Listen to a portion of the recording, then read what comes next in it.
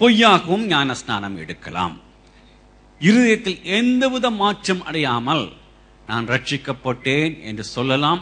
எந்தவித மாற்றமும் ஏற்படாமல் ஞானஸ்நானமும் எடுக்கலாம். வேதத்தில் ஆதாரம் உண்டா? உண்டு.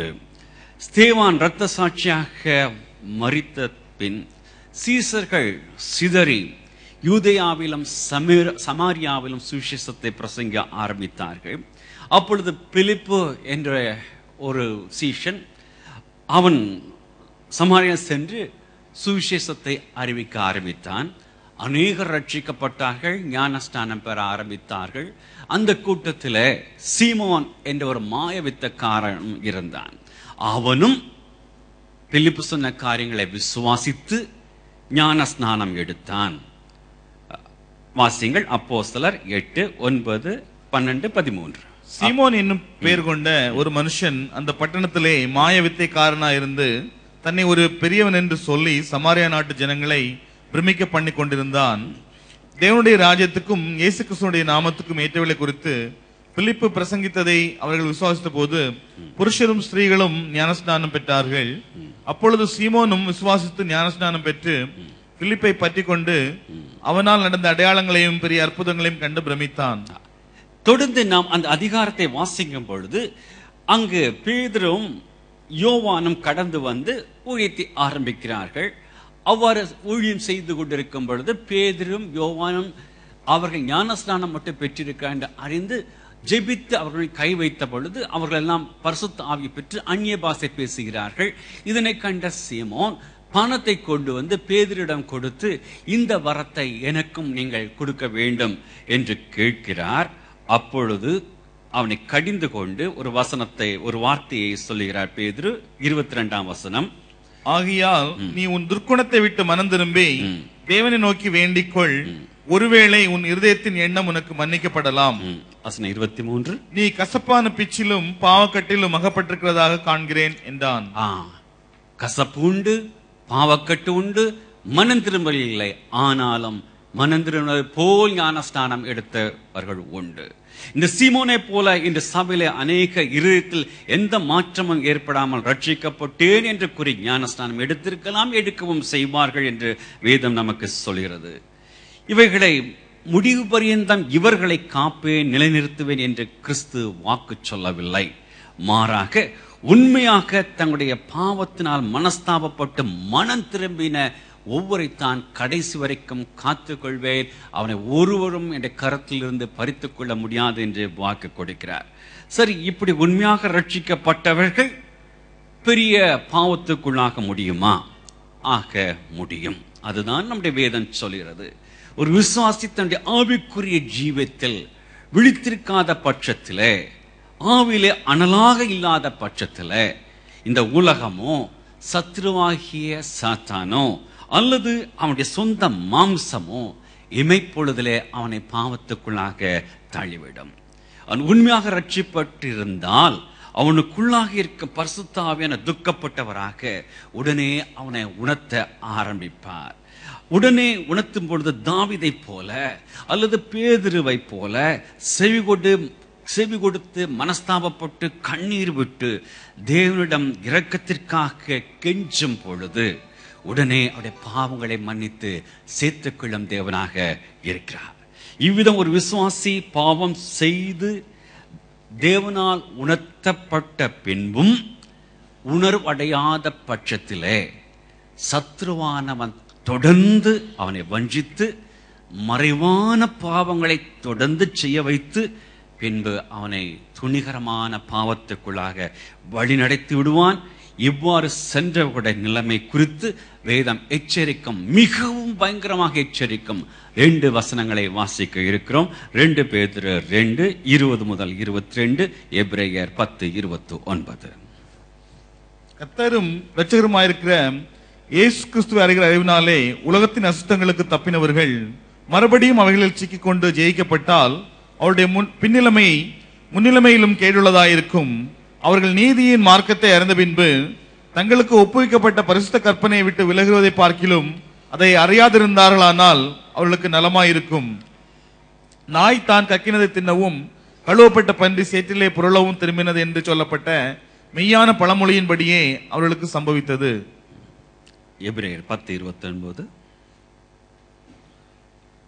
தேவனுடைய குமாரனை காலின் கீழ் மிதித்து தன்னை பரிசுத்தம் செய்த உடன்படிக்கையின் இரத்தத்தை அசுத்தம் என்று எண்ணி கிருபையின் ஆவியை நிந்திக்கிறவன் எவ்வளவு கொடிதான ஆக்கினைக்கு பாத்திரவானாயிருப்பான் என்பதை யோசித்து பாருங்கள். மாறாக, ஐயோ தேவனே, அப்பா என்னை மன்னிங்கள் என்று கதறி அவளை வரும் பொழுது அவளை மறுபடியும் ஒட்ட வைப்பதற்கு தேவன் வல்லவராய் இருக்கிறார் என்று ரோமர் 11:23 நாம் பார்க்கிறோம். மீண்டும் தம்முடைய சேர்த்துக்கொள்களை தம்மை நோக்கி தான் செய்த குற்றங்களை அறிந்து மீண்டும் தன்னை நோக்கி வரும் பிள்ளையை சேர்த்துக் கொள்வதற்கு கர்த்தராகிய இயேசு கிறிஸ்துவே அந்த சொன்ன உதாரணம் நாம் அனைவரும் அறிவோம். எவ்வாறு இளைய குமாரன் தனக்கு தகப்பனுக்கு விரோதமாக செய்து விட்டு மீண்டுமாக வரும் பொழுது அவனுடைய தகப்பனா ஓடி வந்து கட்டி பிடிக்கிறான் என்ற காரியத்தை, அதுதான் நம்முடைய தேவனுடைய அன்பு. நம் கரத்தில் நாம் பரிசுத்தமாக நாம் ஜீவிக்க அநேக ஏதுக்களை தேவன் நம்முடைய கரத்தில் இன்று கொடுத்திருக்கிறார். நம் பரிசுத்தத்தில் நிலைநிறுத்தவே தேவன் மனவாட்டியாகிய சபையை பூலோகத்தில் வைத்திருக்கிறார். நம்முடைய கரத்தில் வேதாகமத்தை கொடுத்திருக்கிறார். தம்மோடு உறவாடும் ஜெபம் என்ற வழியை தேவன் நமக்கு கொடுத்திருக்கிறார். பரிசுத்த ஆவியானவர் என்ற துணையை, தேற்றவாளனை நம்முடைய ஜீவிதத்தில் கொடுத்திருக்கிறார். ஒருவரை தேற்ற, ஒருவருக்காக ஜெபிக்க சகோதர ஐக்கியம் என்ற ஒரு கிருபையை தேவன் கொடுத்திருக்கிறார். நம்மை சபையோடு நிலைநிறுத்த சபையில 2 சாக்கிரமந்துகளாகிய ஞானஸ்நானம் மற்றும் கர்த்தருடைய பந்தியை தேவன் கொடுத்திருக்கிறார்.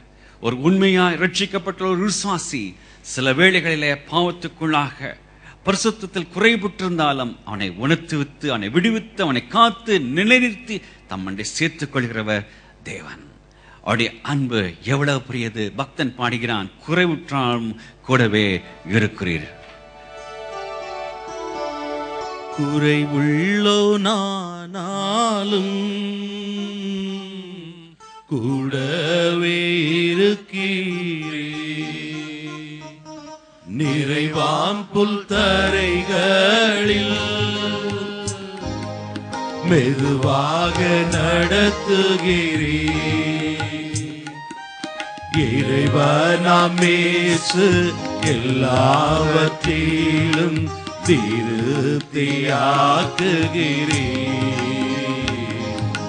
திருப்தியாக்குகிறீ. இறைவனாம் இயேசு எல்லாவற்றிலும் திருப்தியாக்குகிறீ, திருப்தியாக்குகிறீ. ஓ இயேசு உமதன்பு எத்தனை பெரியது, ஆகாயம் பூமி மலையாளிகள் எல்லாம் பெரியது. ஆகாயம் பூமி மலையாளிகள் எல்லாம் பெரியது. பிரியமானவளே, குறைவுள்ளவனாலும் கூடவே இருந்து வழிநடத்தி செல்வதுதான் நம்முடைய தேவனுடைய அன்பு. மூன்றாவதாக நாம் தேவையை சந்திக்கும் தேவனுடைய அன்பு. சுகபோக உபதேசங்கள், ப்ராஸ்பரிட்டி தெரிவி பரவிவரும் காலகட்டத்திலே நாம் இருக்கிறோம். தேவனிடத்தில் கேட்டதெல்லாம் அவனுக்கு கொடுப்பார். You name it, you got it என்று சொல்லும் உபதேசங்களும் உண்டு. கேளுங்கள் அப்பொழுது உங்களுக்கு கொடுக்கப்படும், தேடுங்கள் அப்பொழுது என்ன சொல்லுவார் அடுத்து அப்படி சொல்லிவிட்டு, இது உண்மைதான். மத்தேயு 7:11 மறந்து போய்விட வேண்டாம். மத்தேயு 7:11, ஆகையால் பொல்லாதவர்களாகிய நீங்கள் உங்கள் பிள்ளைகளுக்கு நல்ல ஈவுகளை கொடுக்க அறிந்திருக்கும் போது பரலோகத்தில் இருக்கிற உங்கள் பிதா தம்மிடத்தில் வேண்டிக் கொள்ளுறவர்களுக்கு நன்மையானவைகளை கொடுப்பது அதிக நிச்சயம் அல்லவா? நன்மையானவைகளை அண்டர்லைன், நன்கு கவனிக்கவும். கிறிஸ்து என்னை குறிக்கிறார். நாம் தேவனுடன் ஜெபிக்கும் பொழுது, நம் தேவைகளுக்காக ஜெபிக்கும் பொழுது எவைகள் நமக்கு நன்மை பயக்குமோ அவைகளை மட்டும்தான் கொடுப்பேன் என்று திட்டமாக அவர் சொல்லுகிறார்.